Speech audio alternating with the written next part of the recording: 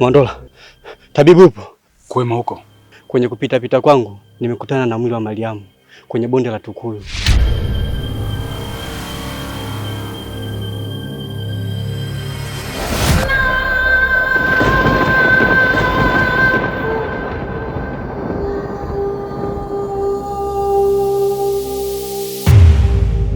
Nakuja.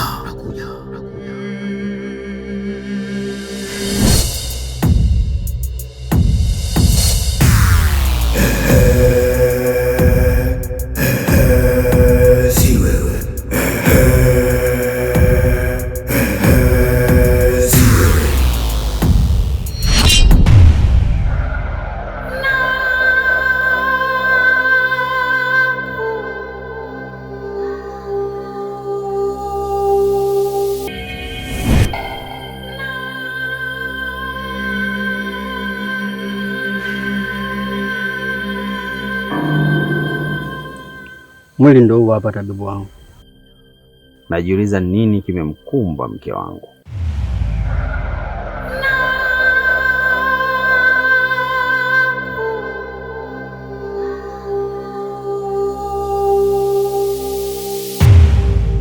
Nakuja. Sijui alikuwa anatoka wapi. Kizigo, naomba niushike mwili wa mke wangu. Sitaweza kukuruhusu tabibu wangu ushike huu mwili. Itakuwa nimeharibu na kukiuka mila na desturi zetu, kwa sababu hatujui mkeo amefariki na nini, kama kang'atwa na mdudu au la. Kama unavyojua tabibu wangu, vifo vinavyotokana na ajali ni vibaya mno, vinaweza vikasababisha mtu mwinginewe katika familia yako akafariki, na vile vile haitakiwi kabisa huu mwili uingie ndani ya nyumba yako. Inatakiwa uzikwe haraka sana. Gwe Kiarabu gojo gwe mpoki lenga bandu babombi mbombo eji ngokulekera ogwe lenga jogwe wombi mbombo eji pope ngokulekera ogwe gwe Kiara gwa kubwanya ule ndola ne mwanako linyama. Naam tabibu. Utashughulikia maiti ya mke wangu, utaenda kuita baadhi ya watu mkazike. Sitaki tabibu yote awepo zaidi yako. Sawa tabibu, utafanya kama anavyosema. Mimi nikijiona ni kama sintakufa, kumbe najidanganya, maisha siyo kitu, mali zangu zote nijivuniazo, sitakwenda nazo, watachezea wengine. Mimi nikijiona ni kama sintakufa, kumbe najidanganya, maisha siyo kitu, mali zangu zote nijivuniazo, sitakwenda nazo, watachezea wengine.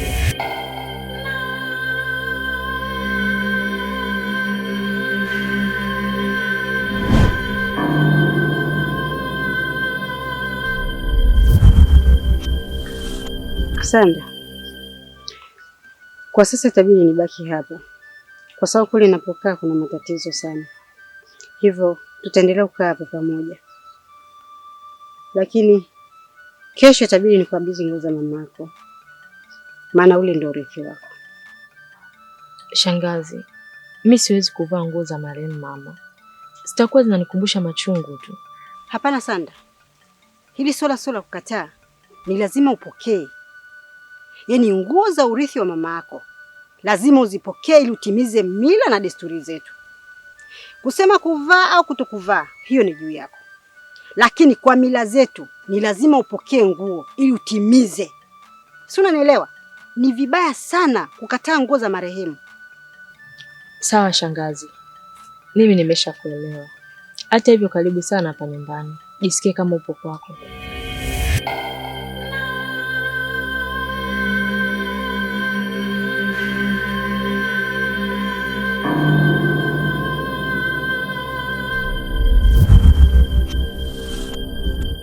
Hata hivyo karibu sana hapa nyumbani, jisikie kama upo kwako, kwa sababu nisingeweza kukaa peke yangu. Ningekuwa najitisha mwenyewe kila siku humu ndani. Si unajua taswira ya marehemu mamangu bado haijanitoka kwenye mboni za macho yangu.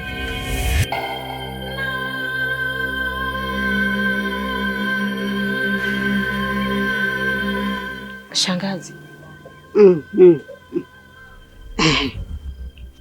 Nahisi kama kuna kitu hakiko sawa, kwa sababu nywele zimenisisimka, yani zimenisimama kama kimepita kitu cha ajabu na sijui ni jini.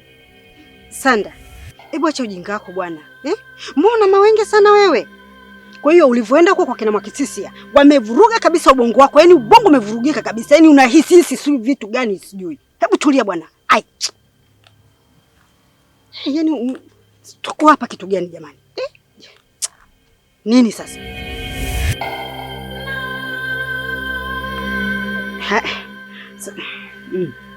Kwa hiyo sawa, nimekuelewa.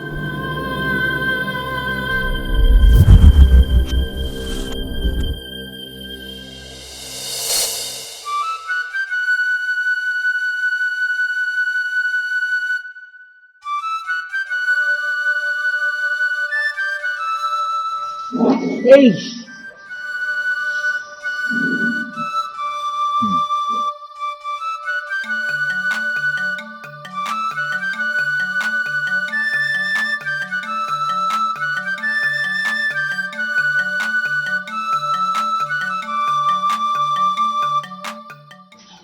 Nero. Wrong time bro. Ulikuwa wapi? Nilikuwa kijijini. Nimefiwa na bimkuu. Oh, pole sana. Sasa mbona hukutoa taarifa mapema? Medic, ilikuwa ghafla mno. Yaani sikupata akili ya kufanya hivyo. Yaani akili yangu ilichanganyikiwa kabisa. Alafu nimerudi nyumbani mke wangu sijamkuta. Yaani sijui hata ameenda wapi na mtoto. Unaweza ukanishauri mshikaji wangu? Tena umenikumbusha kitu. Unajua mke wako sijaona naye kwa muda mrefu sana. Sasa kama utakuwa haujaenda naye msibani atakuwa umeelekea wapi? Yaani hilo ndo swala ambalo linachanganya sana ubongo wangu. Yaani jana nimelala peke yangu kama kuku rafiki yangu. Sandra, unajua ni mwanamke mzuri sana. Yaani hapa kijijini kote sijaona mwanamke mwenye uzuri mfano wako. Hebu tuende kwenye point. Nilo kufanya wewe nisimamishe mimi hapa. Oh, god damn it. Asante sana kwa kunipa ruhusa japo ya kuongea. Na samahani kwa kuanza bila salamu. Sandra, binafsi ndani ya moyo wangu nimetokea kukupenda sana.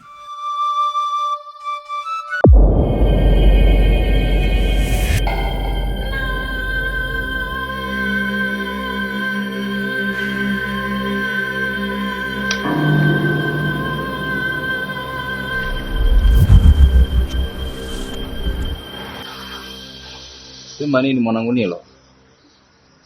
Wanawake siku hizi hawaaminiki kabisa yani. Hapo unaweza kushangaa yuko na mchizi ghetto unafanya mambo yao, afu unakuwa unamtafuta tu. Unahangaika huku na kule. Yeye ameminywa tu anakula raha zake. Siamini kama kuna sehemu atakuwa ameenda yenye usalama. Kwani umejaribu kumcheki kwenye simu yake? Simu yake haikuwa hewani. Alafu mke wangu ana mtoto mdogo, hawezi kufanya hivyo. Sasa. Unajua Nilo, mwanamke ni kiumbe ambaye hutaki kumwekea dhamana kabisa. Ndio maana wengine wanasema ni kama Masai tu. Kuna wanawake wanakuoga wanadanga wakiwa na mimba ya miezi 8, wengine paka 9 na wanakuwa wanadanga. Sasa wewe mke wako ana kitoto kabisa kinatembea, afu unasema hawezi kufanya hiko kitu. Kivipi yani? Medic, kwani wewe unazungumza nini? Nimekuambia mke wangu ana akili sana, hawezi kufanya hivyo. Ni sawa unachokisema, lakini kuna usemi unasema hivi. Akili za wanawake 100 ni sawa sawa na akili ya mwanaume mmoja tena mlevi. Sasa wewe endelea kumpa akili huyo mwanamke wako, utaambulia manyoya. Na ndio maana hata katika vitabu vya dini vikaandika hawa kina hawa tuishi nao kwa akili sana. Lakini hivi hatuwezi kutoboa. Ila kama nakukera, utanisamehe sana rafiki yangu.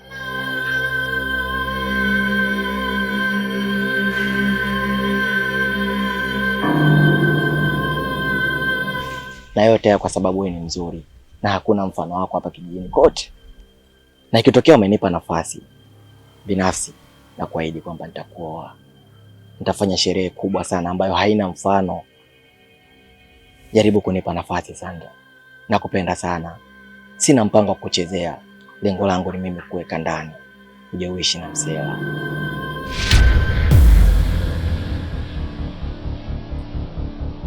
Yule si marehemu Ligegede? Ina maana wale hawamwoni? Hapana, kuna kitu. Mtu amekufa lakini bado anaishi.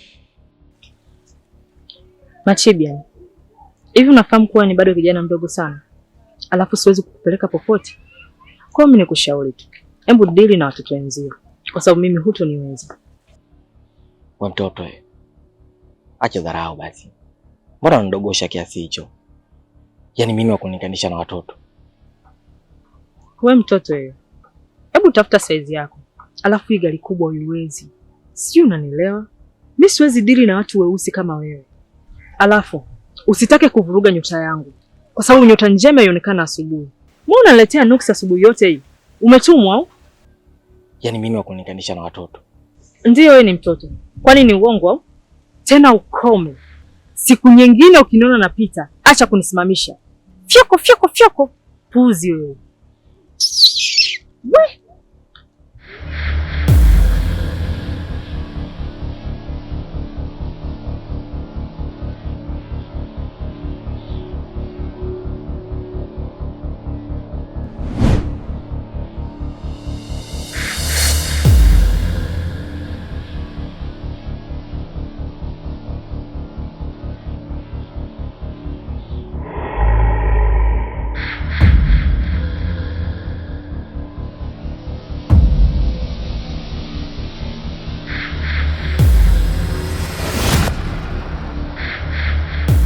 Mshenzi mkubwa. Hivi wewe kwa uchawi gani uliokuwa nao mpaka uje unijaribu mimi? Sasa nakwambia, mwambie huyo aliyekutuma kajichanganya. Na nimeshamjua. Nikakuacha tutoka usiku. Nimejua kabisa umekuja. Ila nikaamua nikuache au nikuache uwazilike kwanza. Yaani nikuache watu wote hapa wajue kwamba wewe ni mchawi uliokubua. Mshenzi mkubwa. Hivi kwa uchawi gani uliokuwa nao? Huo uchawi wako wa mkopo ndio unakuja kunijaribu mimi? Chenga, yaani wewe ndio maana umekosa hata mtu wa kumtoa. Kwanza hata mkuu mimi naisikaona kabisa wewe akili zako haziko sawa. Na ndio maana umeshindwa hata kupewa kiti, uwezi kupewa, wewe ni msindikizaji. Hebu toka hapo sintia asila mimi. Malkia Sailata, mimi nashukuru kwa kunigandua hapa. Maana nilipoganda mwenzako kuna sauti nilikuwa naisikia inaniambia, "We mwanga mnene wa wapi? Mafia au?" Nikasema toba ya Rabi Chenga, mimi liambuka leo. Lakini asante Malkia kwa kuniokoa. Naomba niende basi. Usininyanyase mimi. Mimi yatima ujue. Hebu toka, sitaki kusikia maneno yako. Nisije nikaondoka nao makende yako. Ondoka hapa. Toka nikugandisha hadi kesho. Tuenyewe uchawi wa mkopo.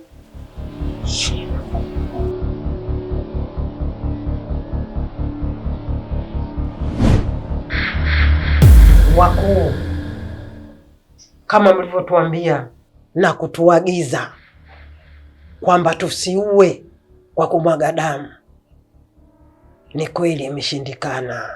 Sasa hivi naomba nimuue huyu mwanangu Sara, yaani kifo cha kutatanisha sana, cha kujiua mwenyewe, yaani kiwa gari, kwenye maji, kwenye mto, kwenye nini, yaani popote pale afe yeye mwenyewe bila kutumia mimi mkono wangu au silaha.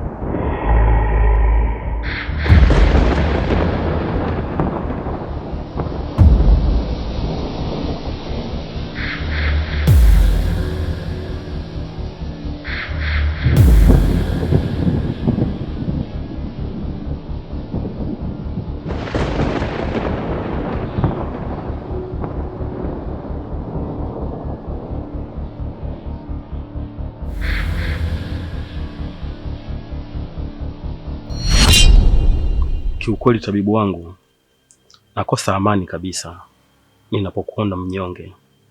Una majonzi kila wakati. Unatuvunja moyo sana sisi wafuasi wako. Najisikia vibaya sana.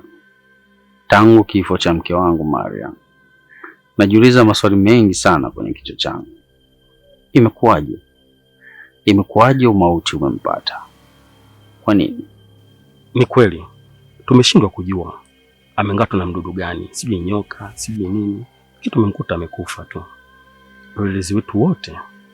Lakini mimi nafahamu hiyo ndio ahadi aliyopangiwa na Mwenyezi Mungu, afe kwa sababu ya kifo hicho. Kinachotakiwa sahau tabibu wangu, kwa sababu kwa kipindi hiki hata utibii tena. Sina raha kabisa, kwa sababu alikuwa na kiumbe changu, ndio mwanangu pekee ambaye nilikuwa namtegemea, kumkabidhi mikoba, kumrithisha tamaduni za kwetu, ili aje kuwa mwalimu bora kwa waganga wengine wote wanaotaka kujifunza, lakini pia kutibia watu. Limeniuma sana. Kizigo, ni kwa nini uligoma kabisa nisiuguse mwili wa mke wangu tulipokuta umelala kando ya barabara kwenye pole? Tabibu wangu mtukufu, niliogopa laana, kwa sababu tabibu mkuu kama wewe uruhusiwi kabisa kushika mwili uliotoka ndani ya nyumba yenu, kama ilivyo mila na desturi ya matabibu wote waliopita. Lakini ipo haja, ipo la kufanya tabibu wangu. Gwe Kiara olendora ngokusoma fijo ogwe yogwe linga bombi mbombo iji ngokulekera ogwe welinga ukawomba ogwe olendora Kiara.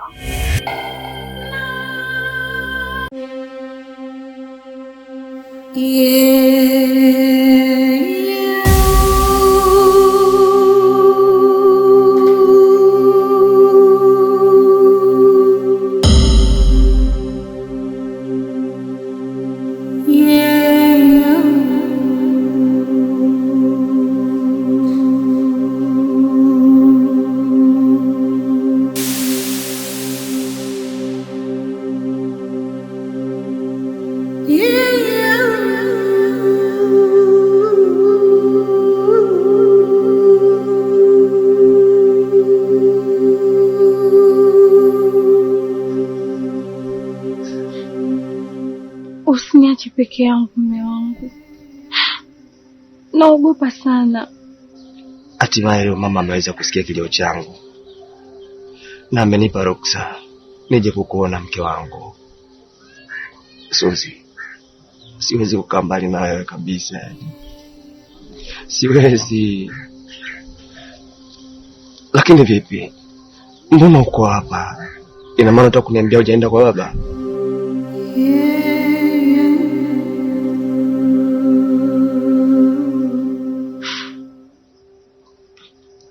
Baba amekataa kabisa. Yaani hata sijui kwa nini nimebeba ujauzito. Natamani hata utoke. Au nife kabisa. Nimechoka nayo mateso. Suzi kipenzi changu, hautakiwi kuongea maneno makali kama hayo. Unapaswa utambue mke wangu kuwa majaribu ni mtaji, na hichi ni kipindi kifupi tu kinapita mpenzi wangu. Kila kitu na imani kitakuja kukaa sawa. Natambua mbele yetu kuna viunzi vingi sana, lakini mimi na imani tukimshirikisha Mungu tutakuja kuviruka tu hivi viunzi. Nakuomba utulie, sawa? Hapa.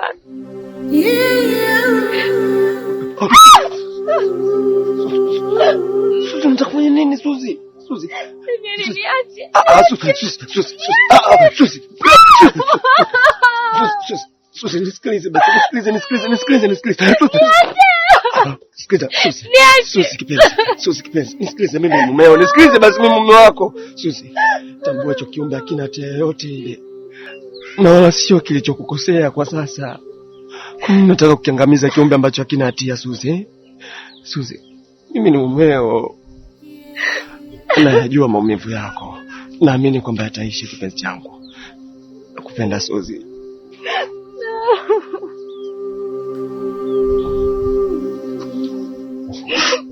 Basi kipenzi changu, twende, mimi nimerudi ndani.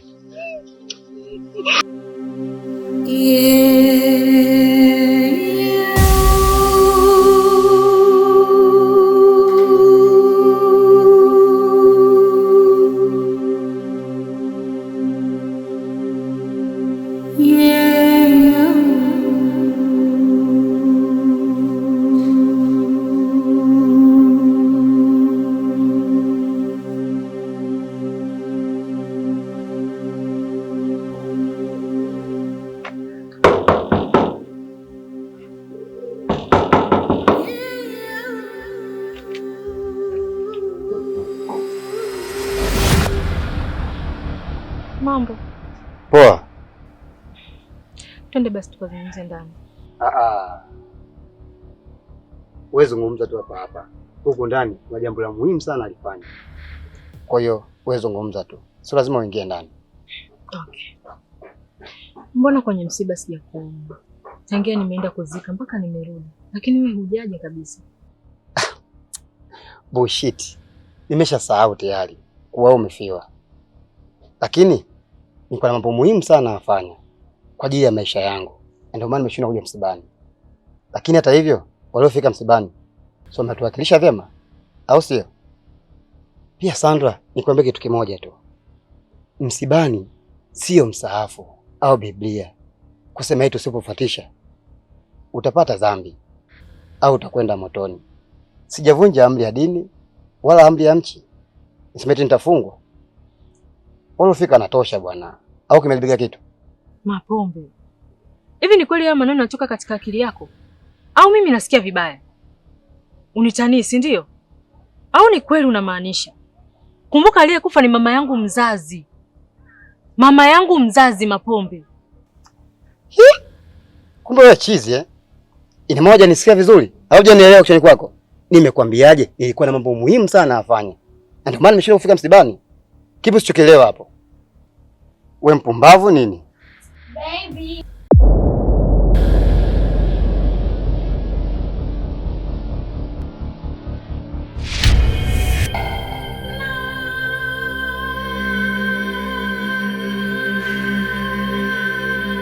Mapombe. Huyu ni nani? Dada yangu binamu. Wewe unipa taarifa za msiba.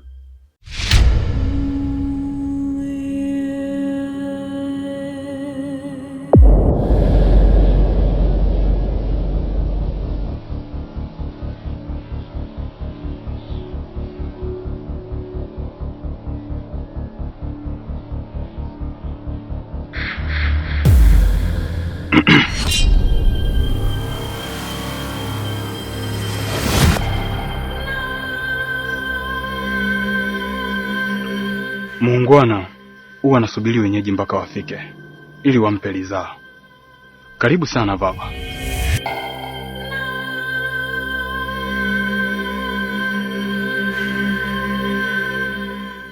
Oh. Poleni sana wifi. Mimi naitwa Rose. Vipi wewe? Unaitwa nani?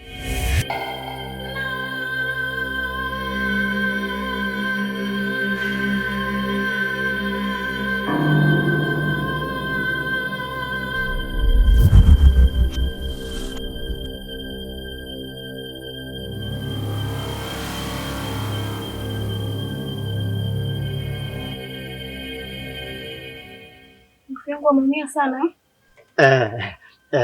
Yaani aliyekufa amekufa ghafla sana. Na ndio maana ameumizwa sana msiba.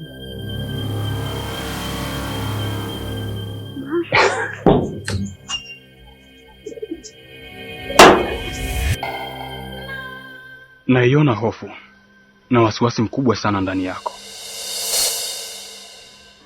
Labda nikupe story kidogo. Huenda utajifunza kitu. Kulikuwa na panya aliyekuwa akikimbizwa na paka. Yule panya kwa uoga alikimbia mpaka kwenye mapango. Kwenye hayo mapango kulikuwa kuna mzee mwenye nguvu za ajabu. Alikuwa anaishi. Yule panya alimuomba yule mzee ambadilishe kuwa paka ili asikimbizwe tena na paka. Yule mzee akambadilisha. Haikupita muda, yule paka tena akaanza kukimbizwa na mbwa. Kwa hofu na uoga tena akarudi kwenye yale mapango na kumuomba yule mzee, "Mzee tafadhali, naomba unibadilishe kuwa mbwa." Yule mzee akambadilisha na kuwa mbwa. Haikupita muda tena, yule mbwa akaanza kukimbizwa na simba. Kwa uoga akarudi tena kwa yule mzee. Yule mzee akambadilisha kuwa simba. Ilipofika kesho yake, wakatokea wawindaji, wakaanza kumuwinda tena yule simba. Kwa uofu tena akarudi kwa yule mzee na kumlilia, "Mzee, naomba sana, na kuomba mzee unibadilishe kuwa binadamu." Yule mzee kwa huruma akambadilisha kuwa binadamu. Lakini bado baada ya kuwa binadamu akaanza kuwa na fikra potofu. Akaanza kuwaza, vipi kama yule mzee akaenda kuambia watu kama yeye asili yake ni panya. Baada ya kufikiria sana, akaamua kwenda kumuua yule mzee. Alipofika kwenye yale mapango, kumbe yule mzee alishajua, akamrudisha kuwa panya. Vava, unaweza ukafanikiwa sasa, ukafanikiwa tena, ukafanikiwa na tena, lakini asili haiwezi kubadilika, utarudi tu kuwa panya. Nasubiri tabibu wangu atoke kwenye majonzi, nitamweleza kila kitu. Fukia shimo lako na uondoke.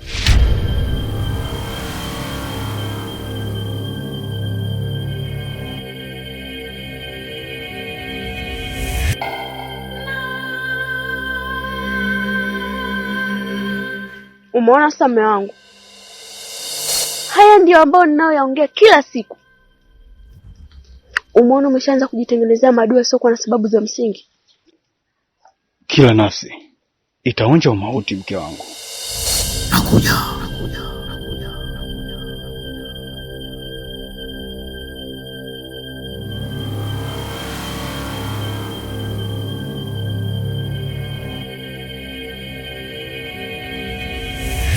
Hivyo usiogope kufa.